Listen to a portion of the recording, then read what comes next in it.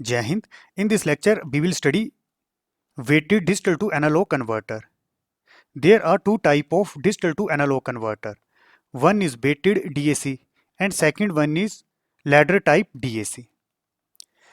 This is a circuit diagram for weighted resistor DAC. This is operational amplifier. Here we are using feedback resistor RF. In the case of feedback, we apply output back into input. There are two terminal. This is negative, this is positive. ये जो negative terminal है it is also called inverting input और ये जो positive है it is called non inverting inputs. This is A inverting operational amplifier. Inverting operational amplifier क्यों बोला? ये जो पॉजिटिव टर्मिनल है this is non inverting input, इसको हमने ग्राउंड किया है और जो सिग्नल है सिग्नल को हम नेगेटिव इनपुट में अप्लाई कर रहे हैं. डेट इज सिग्नल को हम इन्वर्टिंग इनपुट में अप्लाई कर रहे हैं. तो this is A inverting operational amplifier and this is A feedback register and this is A negative feedback. अब क्लास ये जो कॉन्फ़िगरेशन है इसको इन्वर्टिंग ऑपरेशनल एम्पलीफायर क्यों बोला जाता है? इस केस में पॉजिटिव टर्मिनल ग्राउंडेड है और ये जो नेगेटिव टर्मिनल है डेट इज इन्वर्टिंग इनपुट, इसमें हम सिग्नल अप्लाई कर रहे हैं. जो आउटपुट वोल्टेज मिलेगी with reference to input 180 degree phase shifted मिलेगी. अब क्लास इन्वर्टिंग ऑपरेशनल एम्पलीफायर के केस में जो हमें आउटपुट मिलेगी वो आउटपुट क्या मिलेगी? जो वोल्टेज ड्रॉप इस रजिस्टर के अक्रॉस होगा. For example this is IF current. तो output with reference to ground क्या मिलेगी? B out is equal to minus IF RF. अब ये नेगेटिव साइन क्या बता रहा है? This is A inverting configuration. Inverting के केस में इनपुट नेगेटिव टर्मिनल में अप्लाई करते हैं, पॉजिटिव टर्मिनल ग्राउंडेड होता है और जो आउटपुट में है 180 फेज शिफ्ट होता है. तो ये जो नेगेटिव साइन है ये 180 फेज शिफ्ट बता रहा है. यहाँ पर हम डिफरेंट रजिस्टर्स यूज कर रहे हैं. This is R, 2R, 4R, 8R. Digital to analogue converter में जो इनपुट्स होती हैं उसको हम बाइनरी फॉर्म में अप्लाई करते हैं. इसका क्या मतलब है? This is A B3, this is A B2 bit, this is B1 and this is B0. जो B3 बिट है this is a most significant bit और ये जो B0 बिट है this is A least significant bit. This is switch. अगर switch को मैं BR के साथ कनेक्ट करता हूं तो मैं बोलूंगा इनपुट में लॉजिक 1 अप्लाई कर रहे हैं और ये जो BR है this is a reference voltage और ये जो रेफरेंस वोल्टेज है this is equivalent to logic 1.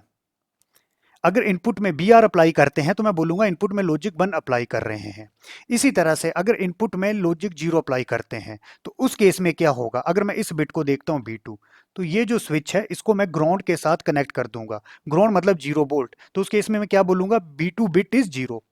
इसी तरह से अगर B1 बिट में मुझे लॉजिक 1 अप्लाई करना है तो B1 मैं किसके साथ कनेक्ट कर दूंगा? BR के साथ, डेट इज लॉजिक 1. इसी तरह से अगर B0 में ये जो ली सिग्निफिकेंट बिट है इसमें मुझे लॉजिक 0 अप्लाई करना है तो इस स्विच को मैं ग्राउंड के साथ कनेक्ट कर दूंगा. मतलब ग्राउंड क्या बताएगा? Input is logic 0.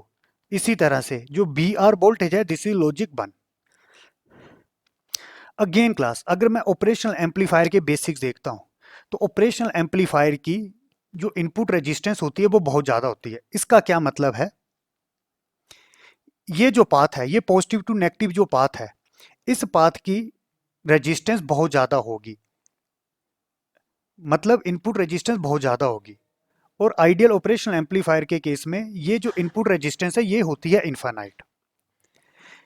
अब इस केस में मैंने क्या बोला? इनपुट रेजिस्टेंस बहुत ज्यादा है तो इस पाथ में कोई करंट फ्लो नहीं करेगा. ये जो पॉजिटिव टू नेगेटिव या फिर नेगेटिव टू पॉजिटिव पाथ है इसमें कोई करंट फ्लो नहीं करेगा. फ्लो क्यों नहीं करेगा? इस पाथ की रेजिस्टेंस बहुत ज्यादा है.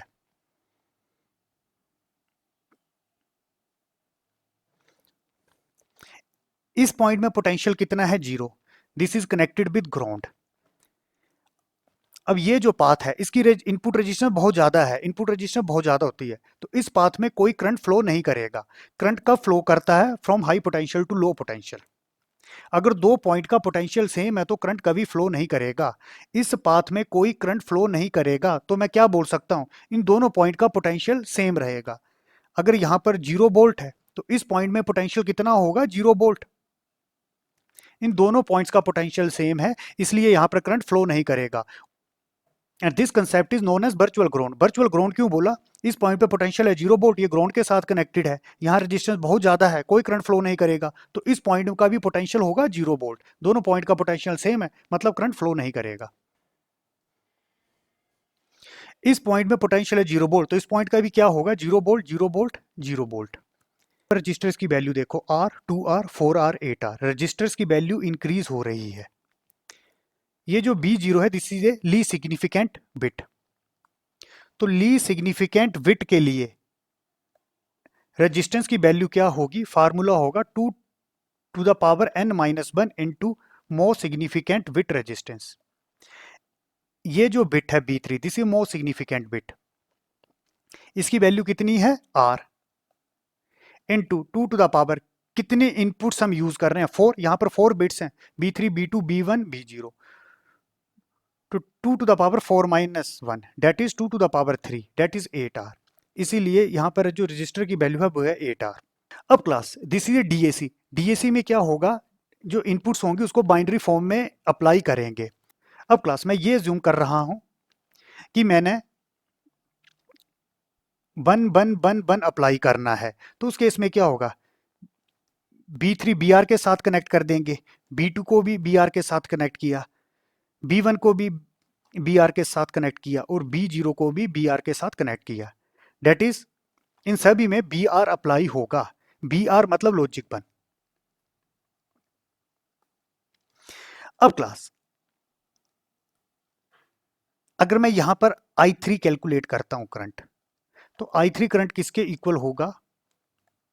करंट फ्लो करता है high potential to low potential, यहां पर पोटेंशियल है BR, यहां पर है 0 अपॉन R। इसी तरह से अगर I2 कैलकुलेट करते हैं, I2 is equal to BR minus 0 upon, यहां पर रेजिस्टेंस की वैल्यू है 2R। Again I1 is equal to BR minus 0 upon 4R। और लास्ट में ये जो I0 है, I0 इज इक्वल टू, यहां पर पोटेंशियल होगा BR logic 1 minus 0 upon 8R। अब यहां पर 4 करंट्स हैं, I3 I2 I1 I0। Again all are incoming current, और यहां पर जो करंट है वो है I। तो I किसके बराबर होगा? ये जो I होगा ये इक्वल होगा I is equal to I0 plus I1 I2 I3, these are the incoming currents. I0 I1 I2 I3 and these are the values for I0 I1 I2 I3। अब class in 4 currents में सबसे कम current कौन सा होगा?